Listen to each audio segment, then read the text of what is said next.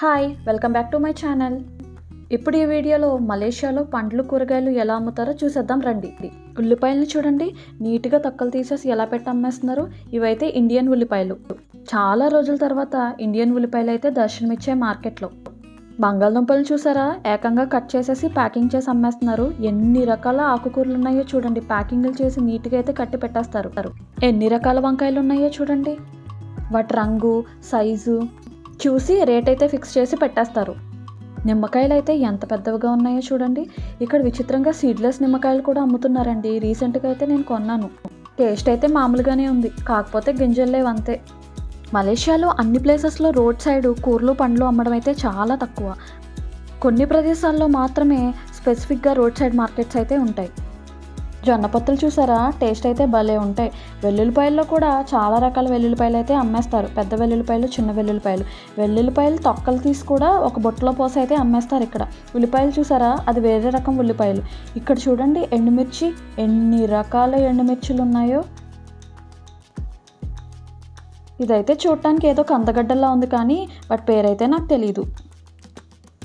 పండు మిరపకాయలు చూసారా, మిరపకాయల్లోనే ఒక 10 రకాల మిరపకాయలను అయితే ఇక్కడ అమ్ముతారండి. ఈ పండు కలర్లో ఉన్న మిరపకాయలు అయితే చాలా ఎక్కువగా కొనేస్తారు ఇక్కడ మలాయ్ వాళ్ళు. ఎన్ని రకాల మిరపకాయలు ఉన్నాయో చూడండి. ఏదో చాక్లెట్స్ కొనుక్కున్నట్టుగా అయితే కొనుక్కుని పట్టుకుని వెళ్ళిపోతారు అందరూ.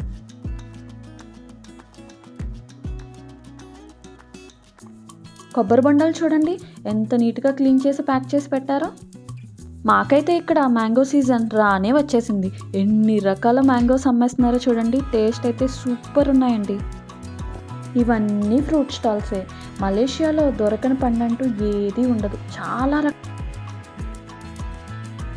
చూసారా ఎన్ని రకాల ఫ్రూట్స్ కనిపిస్తున్నాయో.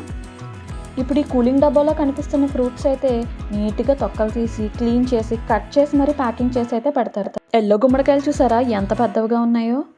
అరటి పండ్లను చూడండి, ఒక తాడేసి కట్టి ఎలా తగిలించారో. ఈ అరటిపళ్ళల్లో చాలా రకాల అరటిపళ్ళు అయితే ఉంటాయి.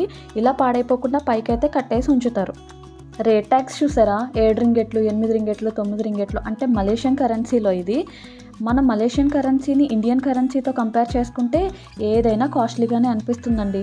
మనం వేరే కంట్రీలో ఉన్నప్పుడు ఆ కరెన్సీలో మాత్రమే మనం ఏదైనా కొనుక్కోవాలి. మన ఇండియన్ కరెన్సీతో క్యాలిక్యులేట్ చేసుకుంటే మాత్రం ఇక్కడ ఏమీ కొనుక్కోలేము, ఏమీ తినలేము.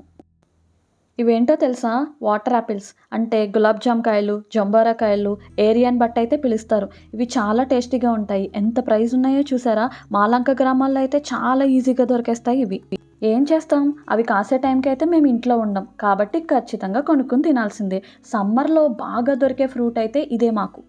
మా ఇంట్లో అయితే ఏకంగా పెద్ద చెట్టే ఉంది, బోలెడు కాయలు అయితే కాస్తాయి. ఈ ఫ్రూట్స్లో వాటర్ కంటెంట్ అయితే ఎక్కువగా ఉంటుంది, కాబట్టి సమ్మర్లో తింటే చాలా మంచిది. మీకు ఎప్పుడైనా మార్కెట్లో ఈ ఫ్రూట్ దొరికితే ఖచ్చితంగా కొనుక్కుని అయితే తినేయండి. ఈ వీడియో కనుక మీకు నచ్చితే లైక్ చేయడం మాత్రం మర్చిపోవద్దు. మీ ఫేవరెట్ ఫ్రూట్ నేమ్ అయితే తప్పకుండా కామెంట్ చేయండి. Subscribe to my channel. Thank you for watching. Bye bye.